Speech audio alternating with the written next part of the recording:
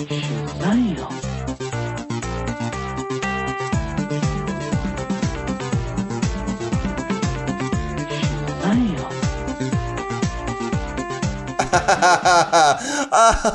EvilJeff, you're so funny. Hi, everyone, and welcome to episode 137 of Comic Book Queer's Legacy. I am your host, Brett, and with me, as always, is the so funny EvilJeff. Hi, EvilJeff. No, Brett, you're the funny one. Oh, stop. Oh, God, we're engaging in some good-natured ribbing before the show. Yes. So you caught a little bit of that splashback. Sorry. Well, we have a lot to talk about today. Do we? We don't, but we've read a few comic books, we've seen a few TV shows, and we've got plenty to say about those. But first, I think we need to dive into some hot topics. Evil? What are you gonna hit? Hot topics. Great. Obviously, we are not going to have an X-Men part today because there's no X books, and there won't be for another month. Another month. No, less than that. We're going to get, let's just dive into that. We're going to get X-Men, giant-size X-Men Magneto, Wednesday, July 15th, which is quite a ways away. Yeah. That is going to be our first X book back. And then after that, on July 22nd, we're going to get Empyre X-Men. I don't know if you'll count that as an X-Men book. Do you? Sure, why not? I mean, right? It's got X-Men in it. Yeah. In fact, it seems to feature a lot of Monet. It seems to feature a lot of Warren Worthington. Why? On the covers. Okay. Well, I'm going to get into it. I think the connection to Empyre overall is. Okay. But before that, I also want to mention that on July 22nd, we're going to get Hellions. Remember that tasty treat? Number 2. Finally, Maddie. Maddie is a baddie. How about X Factor? I think we'll get there. Hold on. New Mutants on July 22nd. We're going to get that. Okay. We're going to get Wolverine number 3. Although, oh gosh, the artist of Wolverine tweeted some real problematic stuff about women in the industry who recently are revealing that they were, like the other day, in response to women in the industry revealing stories of harassment and abuse that they've suffered at the hands of people who held the keys. Oh, is this kind of like the people coming out against Warren Ellis and stuff like that? No, his whole thing was, yes. But, and so many more. His whole thing is like, you know what? Toughen up, everybody. All you victims of abuse, just be a little bit more observant and don't take any shit. You know what I mean? Everyone's like, oh, God, are you 12? Oh, my God. Yeah. I love that, where it's just like, oh, you were a victim of assault. You shouldn't have let that person hit you with that baseball bat. Like, it's just keep your eyes open. It doesn't make any sense. It's ridiculous. Kick him in the balls. But that's the thing, is right now we're in a situation, and I will say the pendulum will swing. At some point, it might go too far, but I think it needs to swing too far for a bit in the other way, so that because there's so much injustice happening right now, it needs to have some comeuppance. Even in the world of like porn right now is having a come to Jesus moment. As someone who used to work in the porn industry, I want to what, like the Billy Santoro shit? Oh, not even that right now. I mean, well, just mostly because I will say when I worked and I was casting stuff, we were always looking to cast diverse actors. So not just white people. Our problem was, and the one person I worked with, she was African-American, she was Black woman, and she was like, where are the Black and Latino performers? And whenever we had agents come in, they would just be like, oh, I don't have any. So we would be like, where are they? And we would have to, we'd always have to be like looking for them. And most of the times the agents would be like, oh, I just can't find them work, so I don't hire any Black actors because most companies don't want them. And we're like, well, we want them. But it ended up being very hard to find the performers. But then people like recently, Sean Cody released a Black Lives Matter statement of like, we support Black Lives Matters, when pretty much all of Sean Cody's one videos black actor has maybe had like 2 black people in their site of the thousands of people that have been in it. So it's just kind of bringing up the hypocrisy of how most American porn is all just white guys. Yeah. And recently, this one porn star, Ricky Larkin, just came out, and he had the nerve to say, "Well, I mean, it's not their fault. We just need better looking. Models of color. That's why they're not getting work. They're not as attractive." There's a lot of racist porn stars out there. Yeah, and then now it's like, and your career is over, and now everyone's like, your career's over. No one's ever working. He's like, well, I didn't mean it that way. It's like, nope, too late. No, you're done. You're done. You're done. So it's just crazy how I feel like this backlash that's happening, people are starting to show their true colors. And I feel the world of racism... Oh, we're in the age of that. But I think it's amazing because in the world of racism, it used to be before the civil rights movement, you could just be blatantly racist. And then it became like everyone hid it. And everyone would disguise it. And now, because of Trump and everything that's going on, it's all coming out. And I'm like, great, because we want to see who you are so we can get rid of you. Yeah, because what never happened is this level of consequence. Exactly.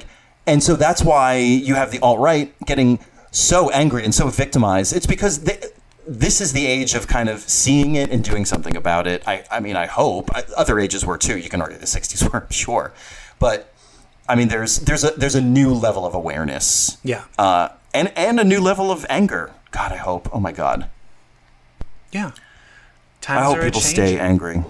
But I think that's the thing. Usually, if you're getting super upset and super defensive, it usually means that you probably did something fucked up. It means you're a fucking racist. It means like deep down you're mad because you cannot act the way that you want to act.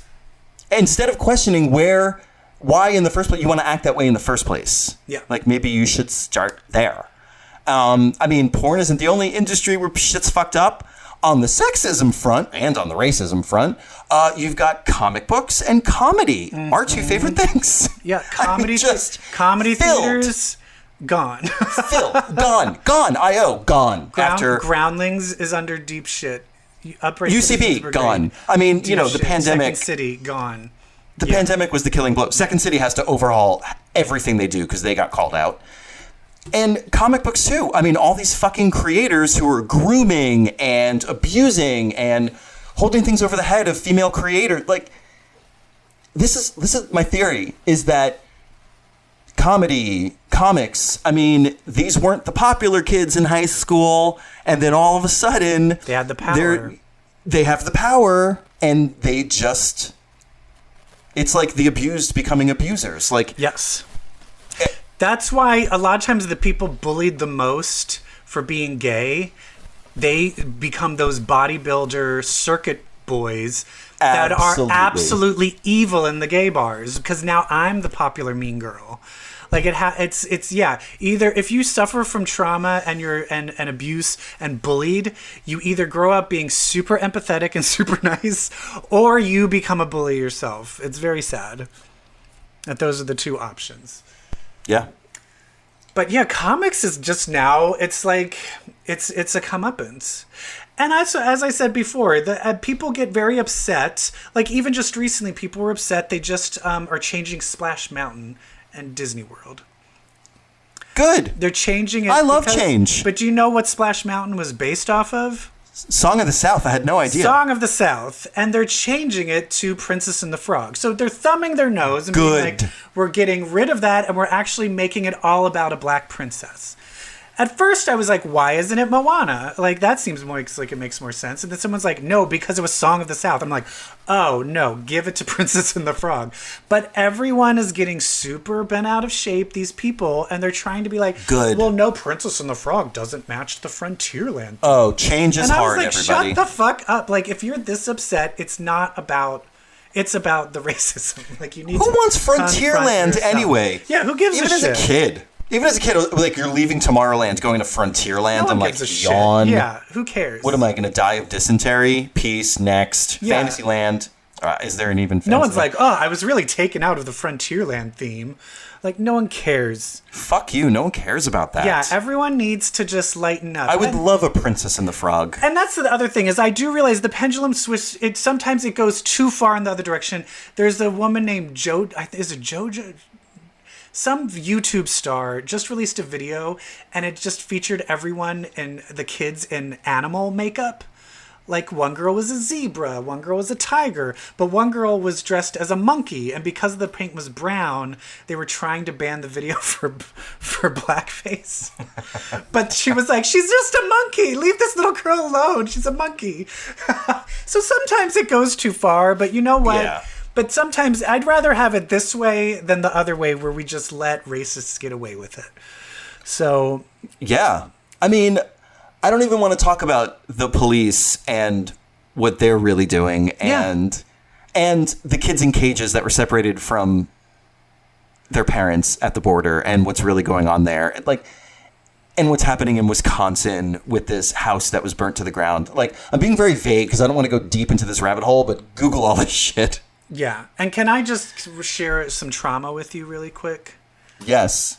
I reconnected with an ex, and we dated for a year, and I just wanted to see how he was handling the pandemic, because I hadn't talked to him since the world went crazy. Just wanted to see if he was okay. And during the conversation, from the new business he owns, I found out that he is donating to Trump. Someone that I dated for a year is donated to Trump. Are you surprised, or is this like a sign of something greater? He always would say crazy shit, but in the end, he always still voted Democratic. But now, because it might hurt his pocketbook, he's like, oh, well, I have to do this because it might hurt my business. And I was like, so you're selling out, you're gay, and he's of color. I was like, you're selling out all of that for your business. And so I was basically, and then I screamed at him for like a half an hour and fought with him, and now I don't. Well, honestly, it's capitalism that has us by the balls, if I may go so far. But that's the thing, is the fact that people are willing, because they're scared of losing money, they're willing to let someone be horribly racist and evil. And that's this whole thing I read about Cards Against Humanity and the horrible situation they put their one staff writer of color through. It's that people hang on to their money, or in the comedy world, their quote unquote status so tightly that they are willing to do anything. Like they're willing to exercise power over other people for what? Well, I think in their heads, especially like comic books and comedy, it's this world of white guys, and this is the world of comics. And when someone comes in to change it, they're like, no, we know how it is. This is how it is. And you can't change That's how it always was. If you change any dynamic of how comics are, the whole system will crumble. Because change equals take it away from us. Exactly. When it's like, actually, sometimes it's not taking away, it's just giving to other people so that everyone's equal. Yep. And that's the thing, is having your privilege taken away is just the world becoming equal. So stop complaining about it. Stupid white men. Anyway, we're going to get X-Men Fantastic number 4. We're going to get X-Men Fantastic 4, number 4, July 22nd also. Oh, X Factor number 1. Is it all July 22nd? July 29th. Oh, okay. No. X Factor 1 is July 29th. X-Men 10. X-Men 10 is July 29th. I don't even care, though, because it's the stupid Brood story, and I don't care about it. Oh, you know something great's going to happen. Will it, Brett? Yeah. Come on, it's Scott. I'm just waiting for 10 of Swords, baby. I can't wait for 10 of Swords. Sorry. So July will be a good month. Where's Excalibur? Where's Bets? I don't see Betsy. Betsy, where are you? Heavens to Betsy. Heavens to Betsy, where are you? Right. Yeah, so hopefully we'll get back to the X stuff in like 3 weeks. Yeah. Come on, Marvel. Oh, I saw the loveliest. So Reed Pop, who does the New York Comic, well, all the Comic Cons, except Wizard World, they had a virtual. They were doing like a queer con all week. They had like Pride events all week, and I caught a round table on YouTube Live or as part of the broadcast between Teenie Howard, Leah Williams, and Vita Alaya. So finally proving they're not all the same person. Because I always mixed all their names. It was so adorable. God, we're so lucky to have You them. have to send me a link to that. I definitely want to watch that. It's definitely archived. They just talked about everything, but they're just so queer and fun and loving and compassionate and witty, and they get it, and they like love each other so much, and they make each other's work better. They're just so great, and I think we're just so blessed to have them writing our books. That's all I want to say. Yay. I agree. Yeah. Anyway. So typically we move on to our X-Men segment. That doesn't exist. But that doesn't exist. That does not exist. So the limit doesn't exist. Sorry. Just threw in a Mean Girls quote for no reason. There's always a reason. All right, so let's just jump to our general comic section. Hit it! You gotta get a comic if you wanna get ahead. Well, did you get a comic, Brett? I gotta get a comic, and the comic I got is Empyre with a Y, number 0, by Al Ewing and our favorite boy, Pepe Larraz. Woo! So what'd you think, Evil? Are you following? Do you get the story? How can you not forget the story? Because literally it's just people explaining things for 500 panels. I was like, okay, I understand what's happening, but you did not give me a single reason to care. Like 0. Yeah, it's literally just explaining. It's number 0. Explaining. It's number 0 for a reason. Yeah. It's so funny. It's so explainy that I forgot. Like, I had to check to see if Captain America was in the book. I had to go back, and I was like, wait, is Captain America still on the Avengers? Because and then I was like, oh God, there's Ghost Rider. Oh yeah, Robbie Reyes. Because they literally said nothing because they held no plot knowledge. Yeah. I mean, but it's a good story. I mean, okay. I mean, it's a good setup. Like, it's a good plot. It's a good backdrop premise. What am I trying to say? I do find it does seem a little shaky that the Kree. I still am unsure why the Kree and the Skrull decided to go against the Cotati? How do you say that? Cotati. I still find it strange that that the Kree would go against. It does seem like I'm like, okay, I guess because you said so. Did it make sense to you? To me, it's like, I mean, the Kree and the Skrulls just want to destroy the Earth, right? But why do they hate the Earth and the Cotati or whatever more than each other? They've hated each other for 1 billion years.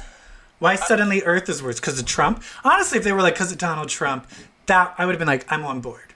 I'm on board. Can you imagine if they were like, after billions of years, we saw Donald Trump and we need to destroy the Earth? And then Carol Danvers would be like, all right, you got us.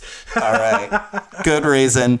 No, I mean, it's just because it was time to tell this story. Because somebody was like, we got to do something with Hulkling. Have you ever read, also, that guy's name is Sequoia?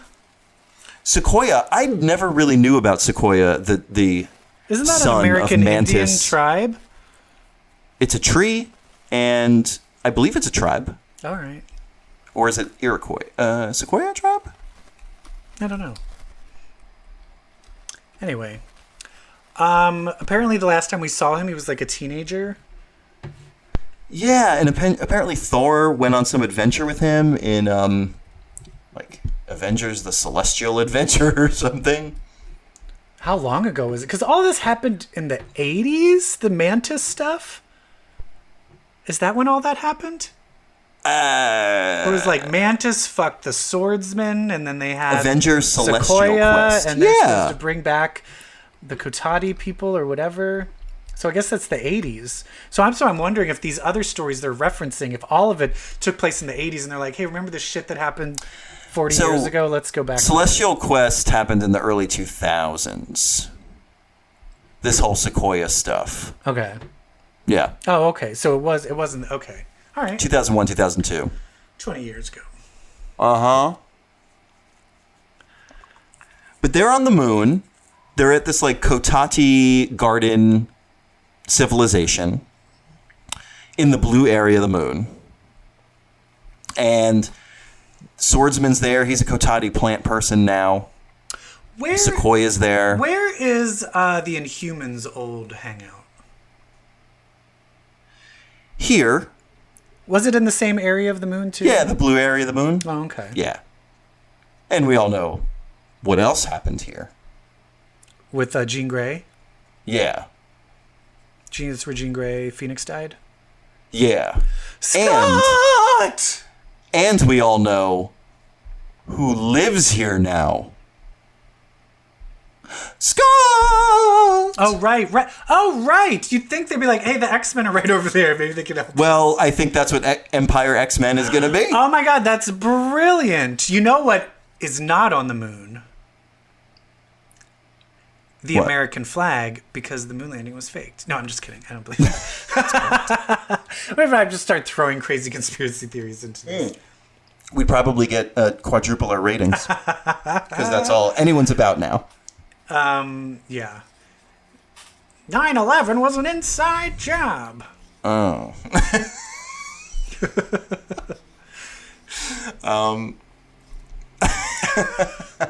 Yeah, see? So another whole thing that feels like odd, and maybe it's because I'm not following Avengers, but Tony Stark being like, I'm bathing in the waters of the Cotati. Like, what's going on with him? I know. Did you just do ayahuasca? Like, what is happening? Right. And why are you having visions of the future? Like, why? I think that was always a Tony thing. He's a futurist. Is it just because he's sober? How long has Tony been sober for? Oh, a long time.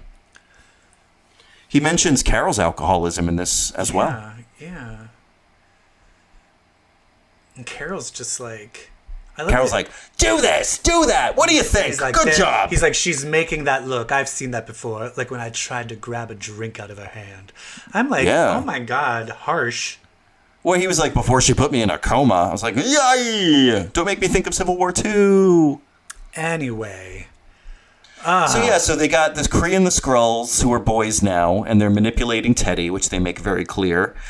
Poor Teddy. They're on their way to destroy... They're just like, all right, this little queer bait. Let's just tell this queer he's pretty, and we can do anything we want.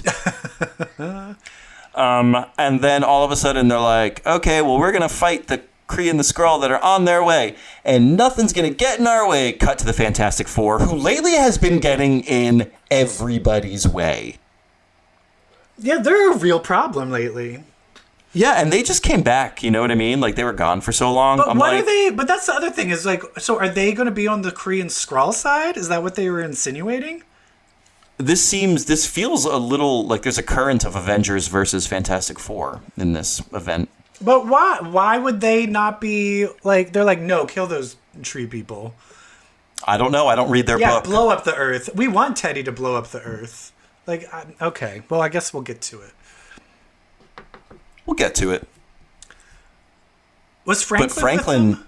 Yeah, I was just going to say, Franklin's with them. So, thanks for the spoilers, everybody. That Poor doesn't Chip necessarily mean everything. Zdarsky. They could have just been like, hey, we're picking you up from Krakoa. Come with us on something. We don't know. We don't know. Yeah, Wolverine's in a lot of books. Exactly. Franklin could be, too. So they reference incoming #1. Carol's like, hey, remember the last time we saw a Kree and a Skrull together? And it was the Kree and the Skrull from the Phoenix Saga. From the original Phoenix Saga, who they kept cutting to. Yeah. In that story. They died, and they started the Empyre train. Yeah. That's literally the level of detail I am willing to go into. Yeah. So they were in it. They showed up again. They died, and Empyre started. Boom. Yeah. But it did look like those tree things were growing out of them and killing them. So it's not, they're not fully peaceful. They're defending themselves. So are we going to, like, this is a lot about plant people. Are we going to bring those plant people from X-Force into this whole thing? I hope that never comes back ever again. I mean, I feel like, I was like, why were those things created? Hey, and remember then this comes along. What about the Skrull family that was like living under the They're bunker? part of this. But then, remember they were like being attacked and they were trying to blow them up? Who were the Kree after them, or they weren't after them? I don't know. I feel like attack them? Is that family like, I don't remember, but is that family a bunch of rebels? Like, are they like loose ends that the Skrulls need to take out? Is that what's going on? No, because I felt like in the end, the Kree was like, no, we're on the same side now. And she like played a tape of Teddy being like, we're all on the same side. But I can't remember who. Yeah. But then it was like, oh, the Kree wasn't blowing them up.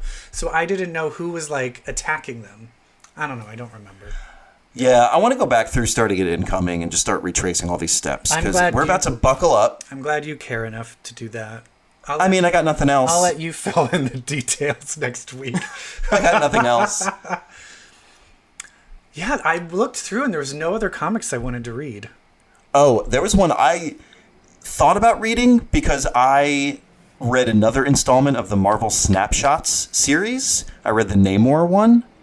And Snapshots, I believe the premise of these one-shots is like, it's about people who were affected by the hero. It's about, in some way, it's like it's the hero that it's about is not the main character, but a supporting character.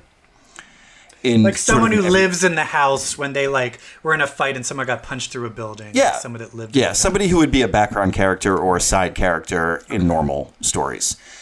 Like, so Namor was about a woman in I believe the 40s who had fallen in love with him. Captain America, Marvel Snapshots Captain America, written by Mark Russell. Hello. Does that mean it was funny? My favorites. No, but it was, yeah, I mean, it was like unfunny satire, you know, like it was, you could tell there was subtext. Right. So this is about a kid in the South Bronx. It takes place during an adventure, and I wanted to look back and see if this was a real adventure, where Cap and Falcon are in New York City, in Manhattan, and a mad bomb goes off. And it's kind of like the original Kingsman, where everybody starts raging out and trying to kill each other. Okay. And that's going on. And this kid, they're in the South Bronx, so they're far enough away so that they only got affected a little bit, but they're still close enough that they got affected. So only a few people start raging out, like a half of their population rather than the entire population, closer to the blast. And his mom actually kills her infant son. And, what? Yeah, it's really bad. There's a lot of carnage and a lot of death, like on top of this impoverished, underserved community. So then this happens, and they go to like the heroes cleaning up Manhattan and, you know, fighting other adventures in the other boroughs, but nobody ever comes to the Bronx. And this neighborhood, after taking this hit, just falls into like decimation and just becomes overrun by gangs. And this kid that the story is about, he is good with electronics, like very good with electronics, and that's all he does. His parents own a electronic repair shop, and he just works in electronics all day until he's finally approached by this like good-looking white guy in a suit who's like, you know, we see your talent. We want to take you out of here. We want to support your family. You know, we really want to put your mind to work. Here's my card. And it's like the answer to the kid's dreams. And he looks at the card and it's AIM. And so the kid is like no choice. He takes a job with AIM despite his better judgment. He's like, isn't this Hydra? Like, what the fuck am I doing? Am I working for Nazis? Is that like a common knowledge? I thought that was like for some reason I thought it was like all secret. No, they're known. I mean, they're, rumored. Okay. They're no secret. No, but like enough that there's plausible deniability. Like, aren't you guys Hydra? No, that's never been proven. The guy actually says that's never been proven in court. So it's got that like Mark Russell wit. And then the kid joins AIM, and there's another. I won't go into the story that takes place when he's at AIM, but it's pretty fucking great. And like it's a parable for today. And it ends, of course, with Captain America doing the right thing, going back to the kid's community and just helping him clean it up and fix it up. And like this ends on the whole notion of like, sometimes you don't need heroes, sometimes you just need repairmen. It's like, it was really this whole like tone of humility, and it was just really good. I mean, it's Mark Russell, so it's no secret, but very good. A very good story. Oh, I'll read that. So the other thing I'm reading, which I haven't told you about yet, and I'm not ready to talk about it. What? Because I'm not finished with it, is the series from 2003, written by Robert Morales, who has since passed, and drawn by the very famous black artist Kyle Baker. Truth, Red, White, and Black, the limited series about that like Weapon Zero first black Captain America, Isaiah Bradley, of whom Patriot from the Young Avengers is the grandchild of. Right. I'm reading this series, and it's incredible. It's incredible. And I can't wait. You should maybe read it. I know it's free on Comixology. Okay. And then maybe we can talk about it soon. Yeah, send me a link if it's free. Yeah. So anyway, I've been really inspirational Captain America content lately. Love it. Yeah, it's great. Well, but I want more. Did you see more? Hit it. Suddenly see more. Suddenly see more. I did see more. I saw more and more of some of the shows we love. We saw the beginning of a show and the end of a show. And the end of a show. Let's talk about the end of a show. The Alpha and the Omega. Let's talk about the Omega. Let's do that. Harley Quinn wraps it up. I think it looks like it's probably going to get I think it's so popular. I can't imagine it not getting a third season. It's got to, because this show accomplishes, especially with COVID right now, so much. You can't go wrong with animation. It's just so much easier to make than live action. So I'm pretty much guaranteed.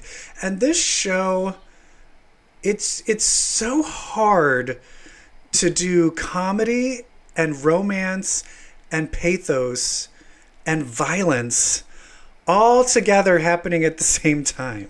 This show is so horribly violent. Random innocent people are horribly killed on screen. Yeah. The main characters have murdered many people, yet you root for them and love them and are excited because they're also rounded and relatable, and not one character. And this is a comedy about superheroes, and not one character is one note. Yeah. Not a one. And this really, it's just, this whole show has been leading up to just a full love story between Poison Ivy and Harley Quinn. And I'm here for it. And I'm here for it. And I just can't believe this was the end game, was getting them together. It ended with Kite Man, who was ready to marry Poison Ivy. Last episode, the penultimate episode of the season. Ended with Kite Man finding out that Harley and Ivy have had some pretty steamy sex. Yeah. And then this episode features a sudden breakup by Kite Man, just refusing, just kind of standing up for himself and having enough and refusing to continue on with something that he knows is not the best of them, so he actually has the courage to say it outright. Even Kite Man, like, you thought in the beginning of the show, Kite Man was going to be this one note, like, himbo, stupid power, always getting into trouble because he's got a dumb kite on his back. But he winds up having depth also. He's so sweet. It's incredible. And a sane Joker having depth. someone who ultimately does a heel turn, like Dr. Psycho. But not a full heel turn. Because then he's like, I love this woman, but I'm still going to murder and, like, kill people. But, like, so there's still, like, this tongue-in-cheek thing. Dr. Psycho didn't get killed. He just got captured in the end, right? Yeah. Yeah, this show, but then it's like, the brutal violence. I'm usually very bothered by just random death. Like, Poison Ivy, in order to make it up for sleeping with Harley, she has her plant friend eat the couple, Kite Man's arch nemesis, because he was taking his wedding venue date. So he literally just murders these people, like, has them eat them. And then it was the most disturbing part for me, and I don't know why. What? When what's his name? Dr. Psycho. Is that his name? Yeah. Dr. Psycho made Sharkman reveal his worst memory. Most shameful memory. And he ate his brother? He ate his brother. It was when he ate his brother. But his brother was like a little nerd that he was bullying, and then he ate him. I was like, oh, I don't know why that bothered me so much. Yeah, it's horrible because it's horrible. Like, even when they need to deliver, like, trauma, they deliver trauma. Yeah. Like, they're not, like, it's... Because you're, like, laughing, but then you're like, oh, but that hurt. And even then, Dr. Psycho was like, wow, I thought it would just be this. That's fucked up. Like, it's so funny, like, because the violence... It's rarely for the joy of violence. It's always, like, on behalf of someone else. It's always to do something good for someone else. Like, rarely is it selfish. It's always motivated, like... But it's so... Like, when Poison Ivy, a few episodes back, when she was murdering all of the CEO corporate people that were destroying the environment... And she literally is melting all their faces off while, like, talking to Harley. And it's just like, well, I guess they're bad. Oh. I mean, but that's what makes this show so good, is you understand these characters. So you're not shocked by their actions because you know them so well. Like, we were talking about the want and what drives each character. They make that so clear. Now, the one thing... And they struggle with it. The one thing that didn't get addressed is, do you remember what happens when Poison Ivy, when people get her pheromones in them? They fall in love with her? And then... Oh, I don't remember. They turn into a plant and die. Oh, yeah. So that... Oh, yeah. That episode where she has to save those kids. Yeah, but in the end, Wonder Woman, Batman, and Superman got hit with that, but then it never went back. I'm like, doesn't she have to save them? Oh. I'm curious as to what would happen with that. But yeah, it ends up with them kind of just driving off in the sunset, like Thelma and Louise, but without them. Exactly, Thelma and Louise. But they make the jump. Land. Have you ever seen the footage of Thelma and Louise landing? The original ending? No, what was it? Oh, it's on YouTube. It's the original ending. Do they land and live? Think about how it ends. Like, they just obviously cut the shot midway through. They filmed the ending where they land and drive away. But that's impossible. I know. I think focus groups were like, what? Can they just die? Yeah. I thought you're like, didn't you see the end where, like, they literally showed it blow up and you literally saw close-ups of Susan Sarandon and Gina Davis's heads exploding and dying in the fire? Nope. Just mid-jump whiteout. Yeah. It's just, I don't need that. Anyway, but they landed and they drove away and it was beautiful. And I can't wait for the next season. It better be. Renew Harley Quinn, especially on, like, with HBO Max now running DC stuff. Well, yeah. All the more reason. But also, honestly, with COVID, I feel like, because pretty much animation. Is boom. Like, there's no reason to greenlight an animation thing. Because it's so hard now to do anything. Like, no one knows how to do sex scenes right now. Yeah. Most shows coming in the fall are like, we've had to start writing completely over. Let me throw this out there. Do we need sex scenes? What? I mean, I'm sorry. Here's me snapping both my ears. What? Do we need sex scenes? Why would you not want? Why do you not want to have sex scenes, Brett? Because I know what they're gonna do. Like, there's never been a sex scene where I'm like, oh, look at the way they're having sex. Like, there's never been one. But that means, but that includes kissing. It's a man and so they kiss. There's no nuance in kissing in movies. No, there is. It's important. It shows characters. Come on, when there's two couples that have sexual tension, you'll wait episodes and episodes. How many episodes did it take before Fitz and Simmons kissed? Yeah.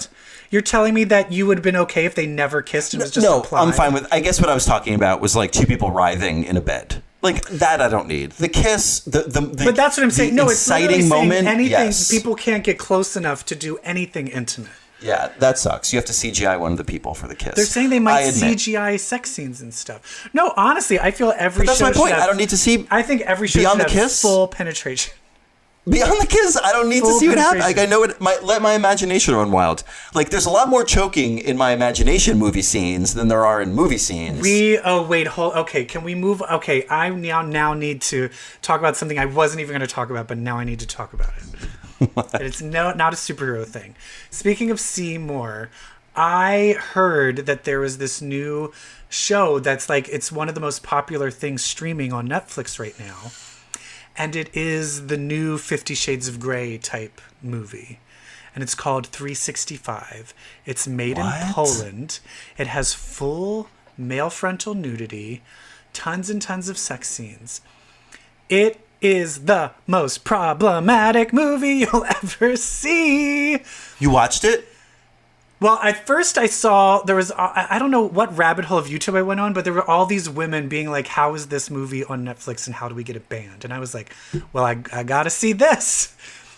It is called 365. The reason why, this hot. And I will say this guy, he's one of the hottest men you will ever see. His body, out of 1 to 10, his body is a 20.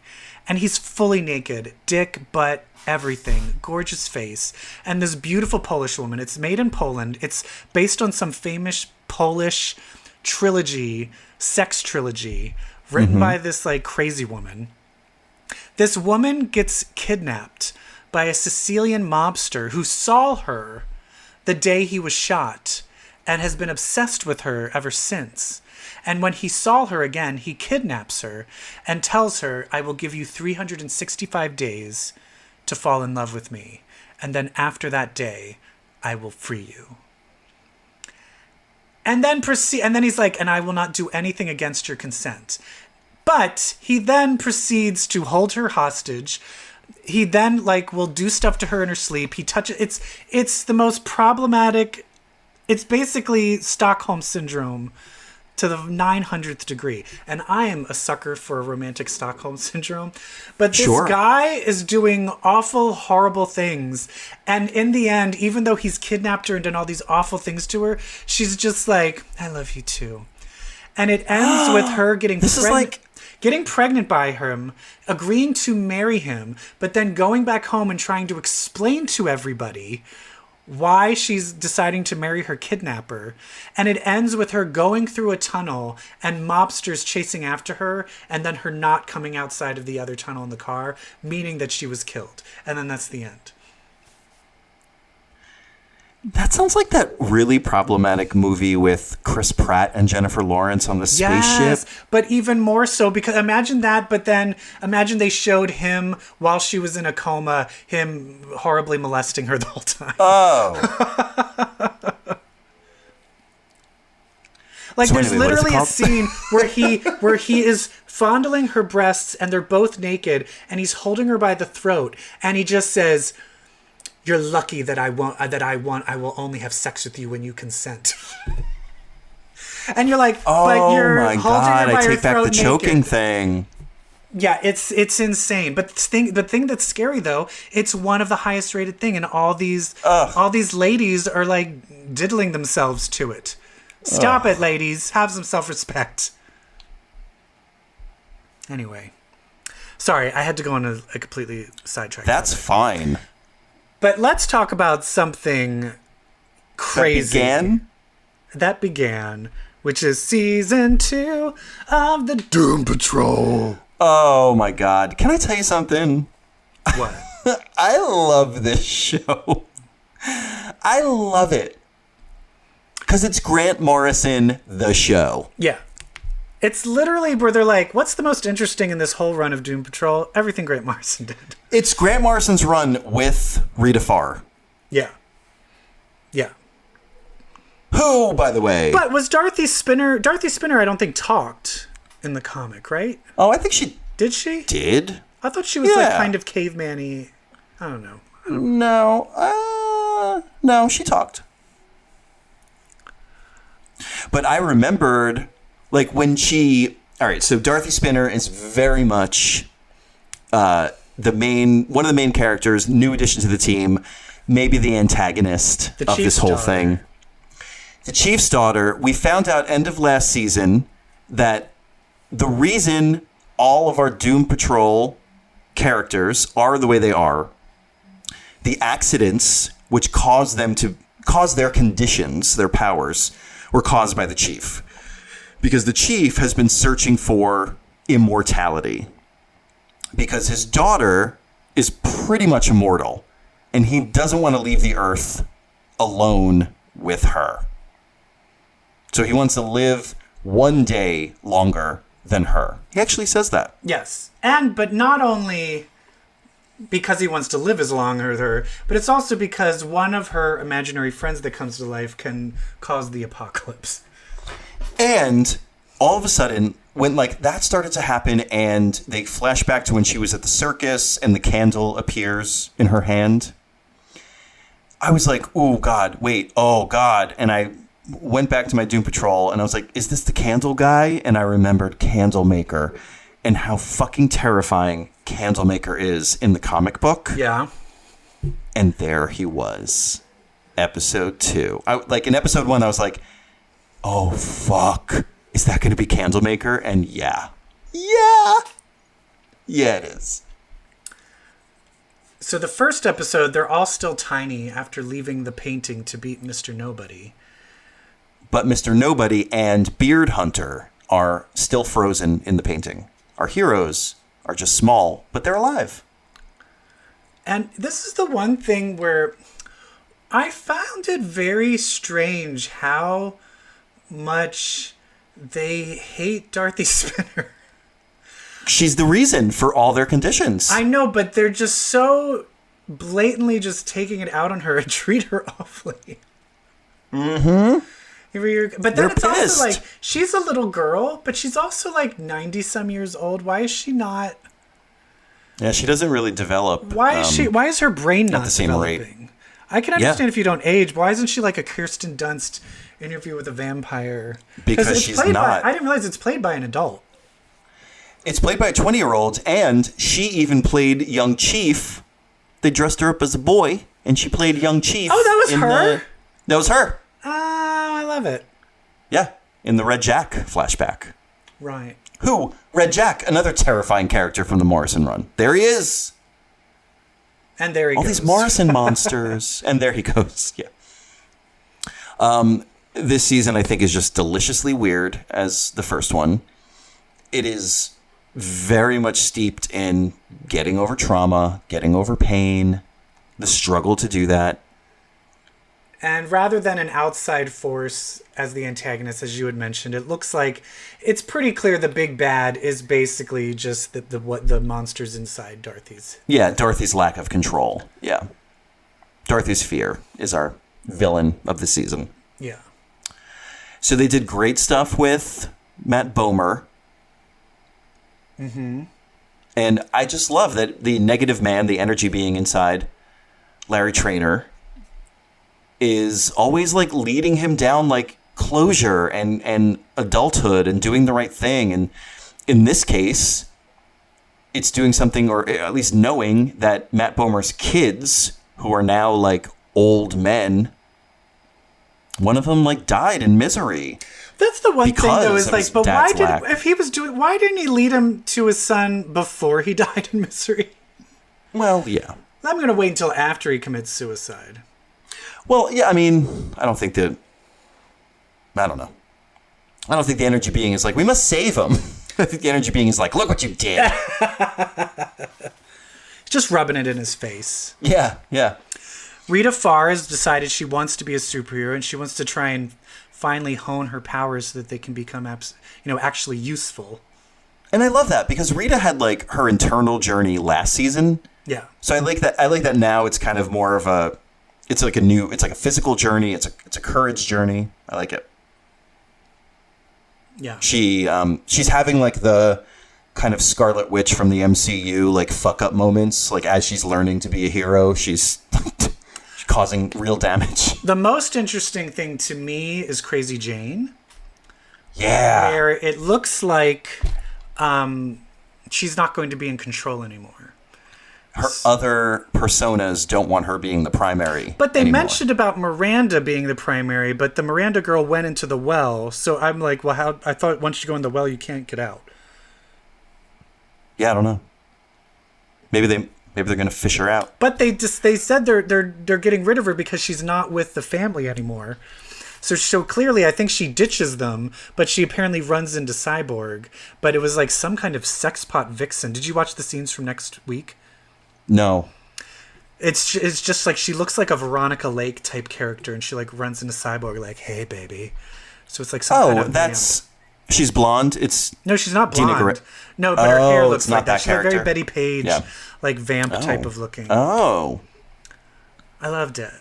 Anyway, it's so much fun. I'm so excited for it. The only thing is like I need a little more balance from Brendan Fraser's performance. Like it's just a very shrill performance. Yeah. I think half of that though is what's written. So it's not necessarily his fault. I think they need to give him a moment to. I'm hoping now that he like went to see his daughter and the daughter rejected him, that he'll kind of calm down a bit. He'll move on. Yeah. It's great. I mean, it's great.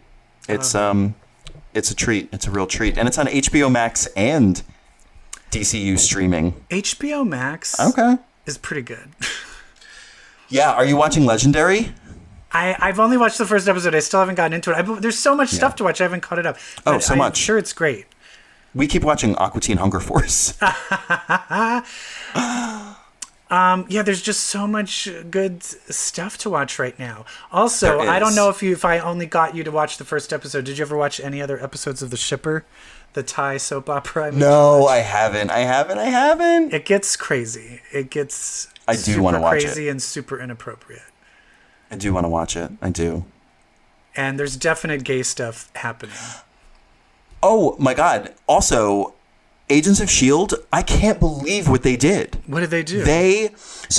When they avoided the dustings by, like, all of a sudden kind of letting go of connectivity to the broader MCU. So did they purposely say the dustings didn't happen? No, they just don't even talk about it. Like, they did mention Thanos. Like, they did have aliens suddenly retreat one season, like right before Infinity War. Yeah. And they were like, where are they going? And they're like, we're not sticking around. You got Thanos coming. And they like took off.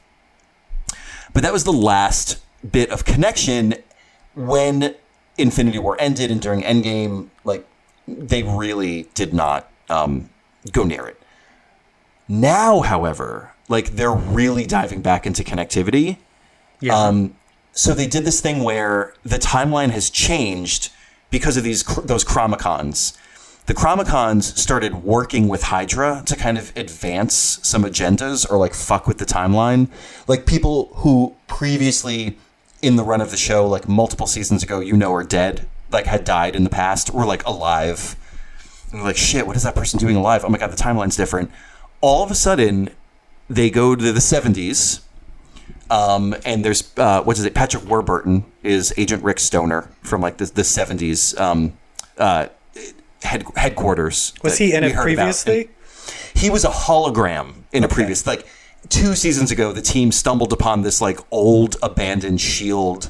station called the Lighthouse. And when they entered, I'm Rick Stoner. Yeah, exactly. And it was Patrick Warburton, and it was hilarious. And he was very sexist. But then they finally meet him, and he's clearly gone through training. Like he's very woke. It's really funny. In the 70s? Yeah. But one of the big changes they realize is like S.H.I.E.L.D. is celebrating, and they're celebrating with someone who they know is Hydra, because of course they're the only ones who know that Hydra is part of S.H.I.E.L.D. and in the 70s. And all of a sudden, they're celebrating. They like bring out the cake of what they're celebrating, and they're celebrating the launch of Project Insight, which is the what they were trying to do in the Winter Soldier. It's with the three helicarriers were going to like shoot millions of people according to the algorithm. Like they were going to be all the good people. They literally like end Project Insight. Like it's the same plot from Winter Soldier, but the Chronicoms made it happen in the 70s instead of the 2000s. Fascinating. Like they save baby Bruce Banner. Like it's incredible. I can't believe they did that. They were like, yay. As soon as they brought out the cake that said Project Insight, I was like, what the fuck? What? Winter Soldier? You're just like beating off. I was screaming. I jizzing on the screen. Mm-hmm. All over Patrick Warburton's face. I would do it with Patrick Warburton. Oh, I think so. I think he still got it. Putty from Seinfeld. I was very much into it. Well, I'm a Brock Sampson from the Venture Brothers, who he's the voice of as well. Yeah. Wow. So much on television these days. I know. There's so much, but sometimes I need to create my own entertainment. Really? What do you have in mind, Brett? I like to play a game with myself sometimes. Okay. Sometimes I like to look in my mirror and try to do impressions or come up with characters of what I feel certain mutants act and sound like. Okay. And I was wondering if you do the same. Of course I do it all the time. Right? Oh, it's amazing. We have so much in common. So I was thinking that you and I could just do impressions of mutants, of how those mutants sound in our heads, and maybe not even give each other context clues. Like, for instance, I don't want to be like, oh, I'm hanging upside down while reading a book using my feet, you know? Yeah, of course. So I don't want to give context clues, but I just kind of want to, take on the character. Some are very easy giveaways. Like what? Like if I was like, oh, sugar, just stay away from me. Rogue. Yeah, exactly. That's what I'm saying. Some of them are, you just do the accent and you'll completely know. Right. Like if I were to be like, what's cooking, Cher? That's her husband, Gambit. Gambit, yeah, that's right. That was Gambit. For some reason, I heard just Cher. I was like, what X-Men character likes Cher? Oh, if I could turn back time, I'm a mutant too. I was telling you my powers. All right, well, let me try one. I want to try one. All right. It's tough, though, because I'm like, if I pick someone, I don't want to pick a person of color and be racist. I don't want to pick someone with an accent, because then it's too easy. I mean, maybe start there. I don't know. Let me...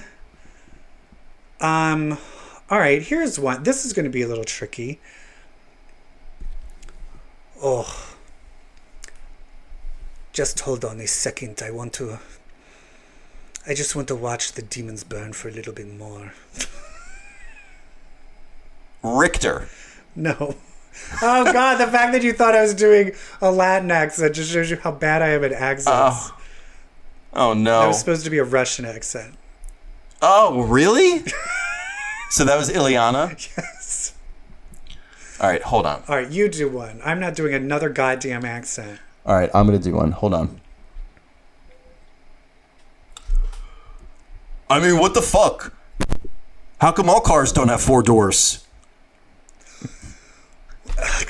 Beast? I don't know. Who are you? Try 2 more guesses. A strong guy? No. All right, hold on. I'll do another one. This one will have context clues. Is it the same person? Yeah. Okay. I don't need sunscreen. That stuff's bullshit. What? That's my Havoc. Well, what was the car thing? It doesn't matter. The text doesn't matter. No, okay, Literally anything I'm saying is arbitrary. Oh, God, that makes it so hard. Okay, the way I say it. It's not accents. It's like your point of view, your emotional point of view, like how you see the world, what you do with your voice. You know what I mean? Okay, all right, I got one. You try one. There's no Snapples left? Ugh, typical. That's, is that Rachel Summers? No. Okay. It's a guy. Say one more thing. It's a guy. Say one more thing. Look, I'd explain it to you, but I hate you, and I want you to fail. Bye. Quentin Quire. Yes. Yay! Okay, you do one. Okay. All right, I'm going to do one. All right.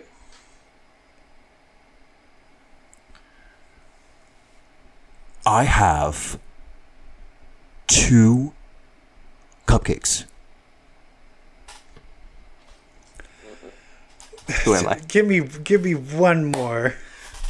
I think we should take one of those old-timey cameras and pretend we're reporters. Beast. No, multiple man. All right, I got a good one. Okay.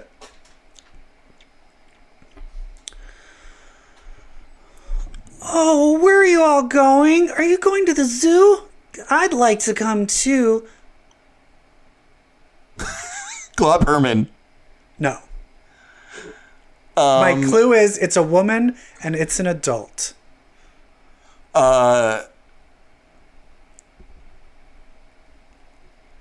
Destiny. Destiny! Who is No, that? it's Megan, Captain Britain's Oh, wife. that's good.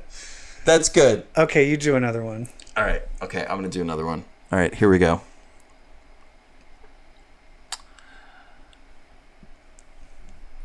I think I need to take yoga. I feel tight.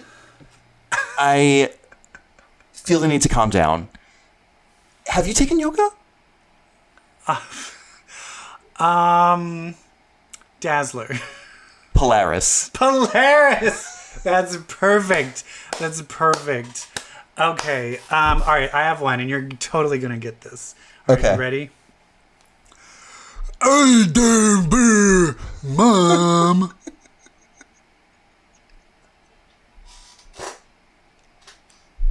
Orphan Maker? No. Um, You've guessed this Strong person Guy? before. Oh, I don't remember what I guessed. I don't remember what I guessed. Mom.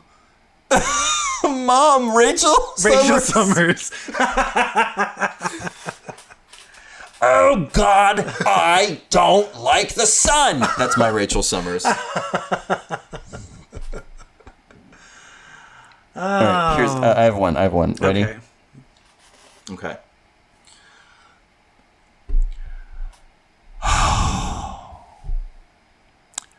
I think I want an iced coffee. Emma Frost. No, magma. We're never gonna get one. Okay.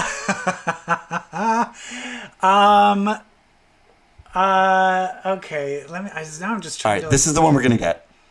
Okay, let me think. Who should I do? I keep on keeping on. How about I just do? Nope. I keep all the ones I'm like accent can't do. Why does everyone I think of have a goddamn accent? Well, there's, you know. Oh, I got one. Here we go.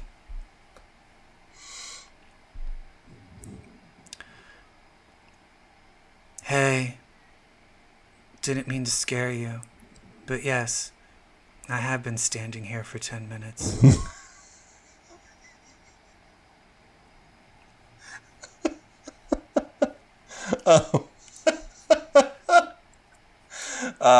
X-23? No. My hint is this person is not alive on Krakoa. Oh. Kitty Pryde? Nope. There's only 3 kind of known people that wouldn't be alive. Kitty, Destiny, Blindfold. Blindfold. Yes. All right. Last one. This is my last one. I would like a soda, preferably lemon lime, except not Sierra Mist. I don't like Sierra Mist. Oh, shit. Can you tell me woman or man? Woman. Monet? No. No. I'll do one more. Okay. Between HBO Max, Disney Plus, Hulu, Netflix, I will take them all. Danger. No, Sage. All right, well, I got close with a robot. Oh, my God. That's fun. Who cares if we didn't get fun. That? Who cares? Who cares?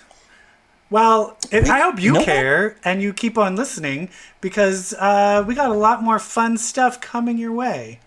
Yes, we've got. Not in this episode. We've got in other. This episode is over. Yeah, this garbage episode is over. We've got a lot more fun stuff coming for you, though. So please donate to Black Lives Matter, and please arrest the cops that killed Breonna Taylor. Yes, please. And let's give Black, Indigenous, people of color, and women more space in the comics industry. What else? I have so many wishes. And I wish if you're a white man, if you're pissed off, say it out loud in your room and leave it there. Maybe don't say it to another person or on social media. Yeah. Or shut the fuck up. Figure out why you're pissed off. Yeah. Well, that I'm giving them too much credit. Jesus. And remember, if you read comics, well, that makes you a queer. Shit. Bye. Bye.